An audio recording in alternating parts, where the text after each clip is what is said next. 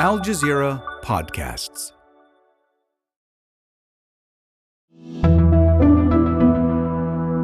Today, the sound of student protest echoes worldwide. Et de Paris à Gaza! And in Gaza. They are leaving their education. They are getting harmed. They're getting in trouble for us. We really appreciate it. It's a refrain we heard on campus after campus. Israel has destroyed nearly all of Gaza's universities. What's now lost? I'm Malika Bilal, and this is The Take.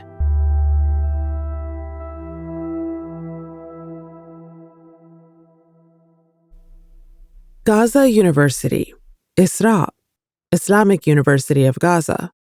These are just three of Gaza's institutions of higher learning. None are still standing. They have all been destroyed or heavily damaged in Israel's war on Gaza. Gaza is my heart. And it's been going on since the earliest days. Where I born, I raised up. This is from a conversation I had with Maram Humaid, an Al Jazeera reporter in Gaza, back in October. What are you hearing? Let's pause there. What are you hearing? The sound of bombings. I was just following the news and I saw that they warned the Islamic University, central the Gaza area, to be bombed, and the people there are evacuating. So I'm expecting that this bomb was near the Islamic University, I think. Maram was right. The Islamic University had been bombed. And just days after, Al-Azhar, next to the Islamic University, was also hit by Israeli airstrikes. By late November, it was destroyed. It's where my guest, Jehad Abusalim, graduated from in 2012. I'm Palestinian from Gaza. I'm currently the executive director of the Jerusalem Fund for Education and Community Development in Washington, D.C., and the co-editor of Light in Gaza, Writings Born of Fire. Jehad, welcome to The Take. It's really good to have you back on. So we know that college students from campuses around the world are showing their support for Palestine, from the United States, where you and I are, to Australia. And Palestine has heard them. A list of presidents from 20 of Palestine's universities wrote to these students in this open letter saying that their protests are serving as a, quote, beacon of hope. What's been your reaction to these protests and these encampments on college campuses? It's been really touching and emotional seeing this level of support. For me, as a Palestinian from Gaza and as someone who lives in the United States, I think this student movement has brought this attention back and recentered Gaza. People in Gaza, they follow what's happening outside of the Gaza Strip. And of course, we've all seen the photos from the refugee camps in Rafah and in other parts of the Gaza Strip where people graffitied messages on their tents thanking the students for their solidarity and for raising their voice against this genocide. We appreciate it very much. We truly love them. Anyone who raises a flag for Palestine, we appreciate it with all our hearts. The message for the American students is that we are extremely proud, and their protests and their solidarity with Palestine and with Gaza gave us a glimpse of hope.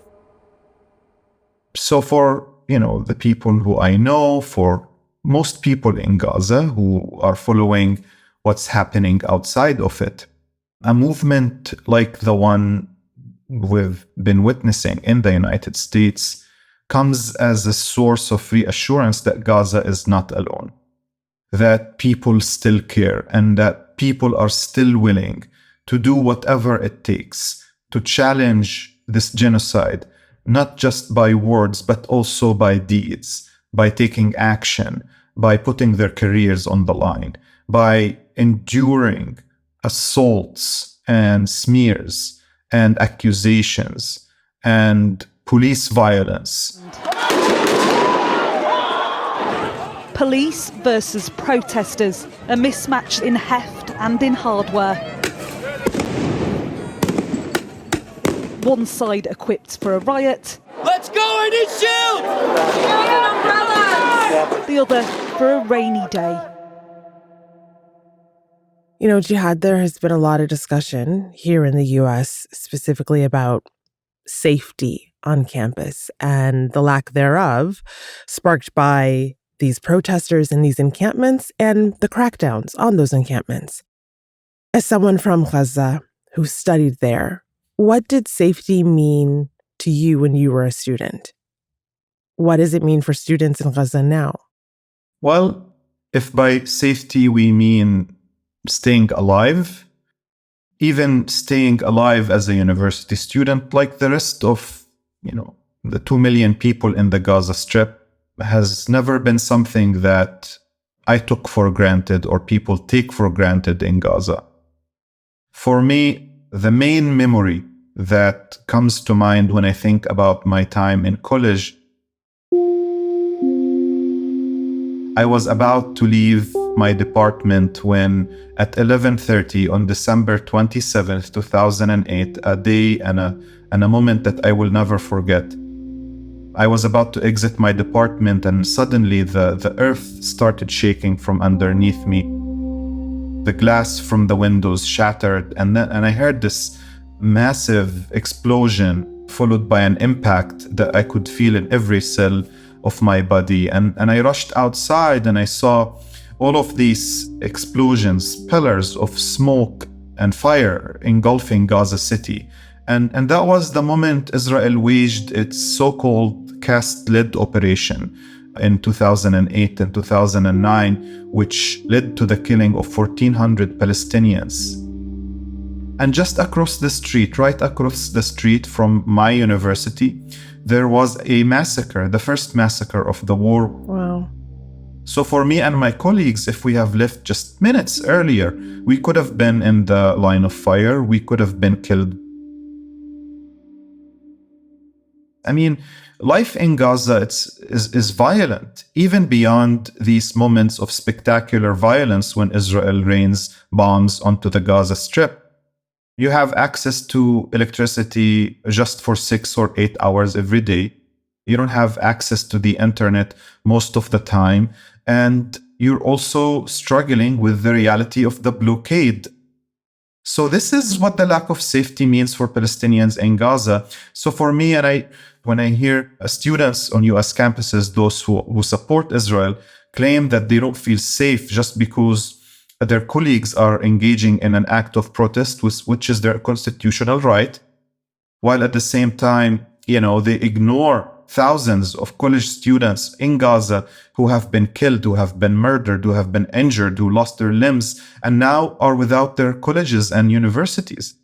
I think this is disingenuous, and of course, it's dehumanizing for Palestinians to hear that.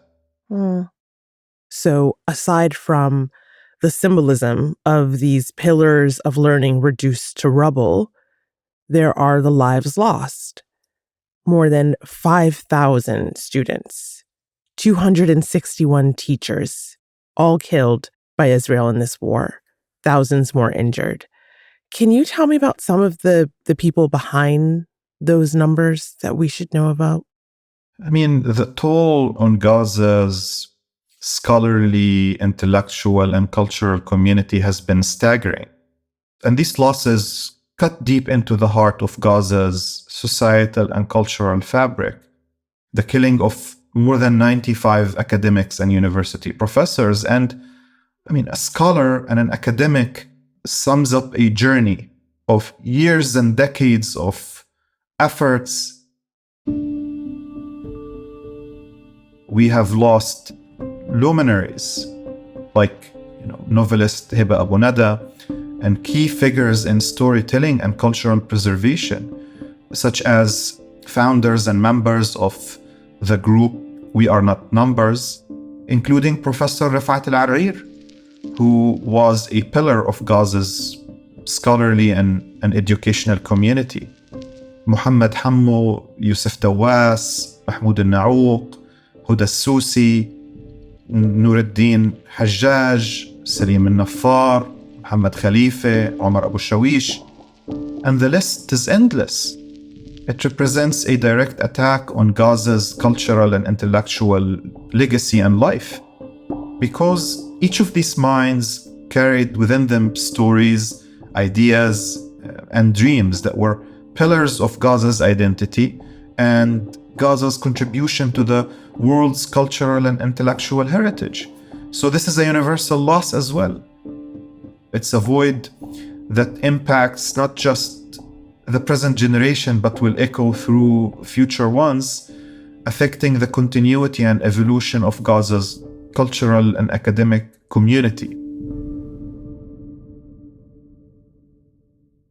After the break, the students around the world protesting in solidarity.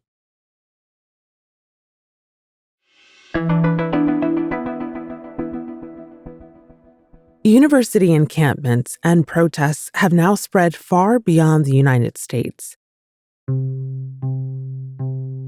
There are more than 100 around the world in at least a dozen countries. We heard from a few of them, starting in Canada. Heigo, Parsa here. I'm a third-year undergraduate student at the University of Toronto. We stand here in solidarity with our fellow students in Gaza who do not have the same chance as us, who are being displaced, who are being murdered, who are being slaughtered, who are not given a chance to attend university and follow their paths to their careers. My name is Jasmine Al-Rawi. I'm from the encampment for Gaza at Sydney University.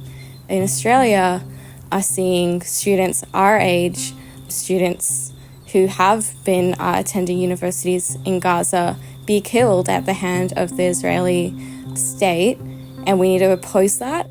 My name is Duran. I'm a student from the National Autonomous University of Mexico. We, as students, have established a camp.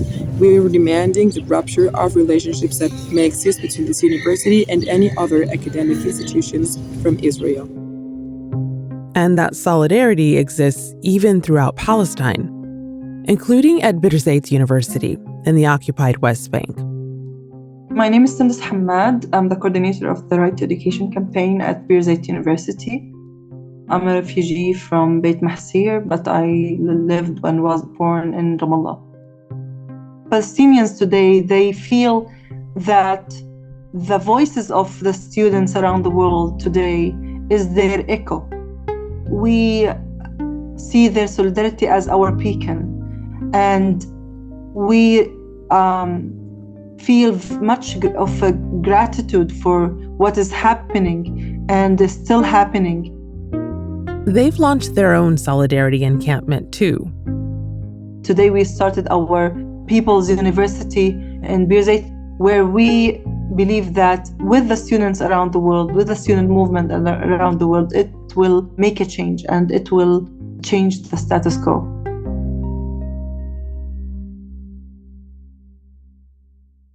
We've heard from students protesting all over the world. They say they want to continue centering Gaza. So, Jehad, I wonder, is there a way to rebuild? We've talked about the books and the buildings and the knowledge they held, but there are people who still hold that knowledge. I think rebuilding is going to be a years-long process, but it can't be isolated from Palestinian liberation. This war could come to a halt. A ceasefire could potentially be reached tomorrow, and the Friends of Palestine and the international community could potentially invest billions of dollars to rebuild buildings and to create opportunities. And that's fine, and of course this is needed. But I think the important question for all of us should be about ending this endless cycle of violence, of destruction, of bloodshed, a cycle that has been going on and on for decades, for nearly a century. The most important part of healing and rebuilding is for the world to recognize that the status quo cannot continue. This murderous cycle needs to be disrupted and ended. Because in a few years, Israel could launch another war of aggression against Palestinians in Gaza and kill more academics and poets and figures in the cultural and academic community. So what was the point then of rebuilding buildings, but not challenging the reality that keeps producing and reproducing this violence? Well, Jehad, I want to end where we began, with that letter from Palestinian universities to students and faculty in these Gaza solidarity encampments. The first signature is the president of your alma mater, the place you graduated from, Al-Azhar University of Gaza. And at the end of the letter, these presidents write, "We draw inspiration from the courage of those who refuse and resist the continuing injustices of settler colonialism and military occupation. We welcome you at our universities in a liberated Palestine." When do you think that might be? Soon. Soon, because the truth cannot be hidden anymore. And because the world finally saw what Israel is about. It's a project that is based on destruction, on killing, and on erasing Palestinians and engaging in all sorts of atrocities just to maintain a settler colony on the ruins of another society, and respond with extreme violence when this society, when Palestinians say no to the status quo and resist. I think the next few years will be difficult, but I think the truth cannot be hidden anymore. And I think the world finally saw what this is about. And the student movement is yet another evidence for this awakening that's taking place on a global scale.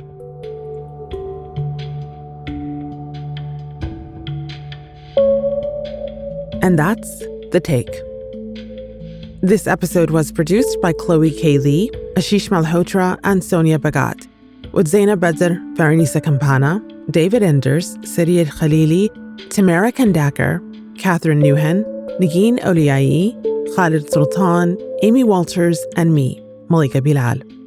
Our sound designer is Alex Roldan. Alexandra Locke is The Take's executive producer, and Nay Alvarez is Al Jazeera's head of audio. We'll be back tomorrow.